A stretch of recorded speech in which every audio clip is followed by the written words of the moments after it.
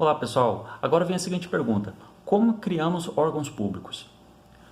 Para responder essa pergunta, o texto constitucional ele vai apresentar uma regra geral e algumas exceções.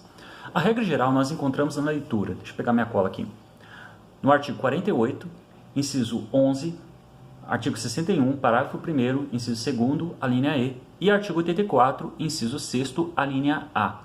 Nesses dispositivos, resumindo eles, o texto constitucional vai dizer o seguinte: regra geral, como se cria órgãos públicos na administração pública?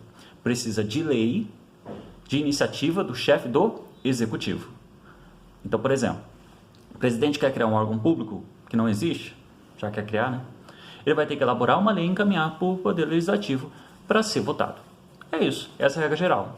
Mas vamos lá, quais são as exceções? Uma das exceções é em relação ao Poder Judiciário. Como que o Poder Judiciário pode criar esses órgãos públicos? A resposta vai estar lá no artigo 96, inciso 2º, a linha C e D. Resumindo esses dispositivos, que é importante que vocês leiam, tá? Resumindo esses dispositivos, quer dizer o seguinte: como que o Poder Judiciário pode criar órgãos públicos? Por meio de lei, tudo normal até agora, mas de iniciativa do presidente do tribunal. E aí o último é: e o legislativo? O que ele precisa fazer para poder criar um órgão público?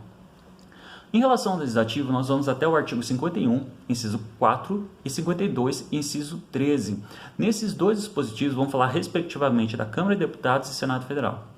Esses ambos dispositivos vão dizer o seguinte: como se cria lá no Poder Legislativo? Não precisa de lei. Há possibilidade por meio de um ato infralegal, por meio de um ato do Poder Legislativo, que não precisa ser lei para criar órgãos públicos. Então, olha que interessante: executivo, lei de iniciativa do chefe do executivo; judiciário, lei de projeto de iniciativa do presidente do tribunal; Poder Legislativo, não precisa de lei. E aí a última questão que surge é: e como é que a gente extingue? Já criamos, como podemos extinguir os órgãos públicos? A Constituição vai dizer lá no seu artigo 48, inciso 11, que a extinção de órgãos públicos se fará pelo princípio da simetria. E aqui, pessoal, tem uma coisa muito importante que eu quero que vocês gravem isso. O princípio da simetria é um princípio muito importante no direito administrativo. Ele vai ser mencionado não só aqui, mas também em outros institutos que vocês vão estudar dentro da nossa matéria.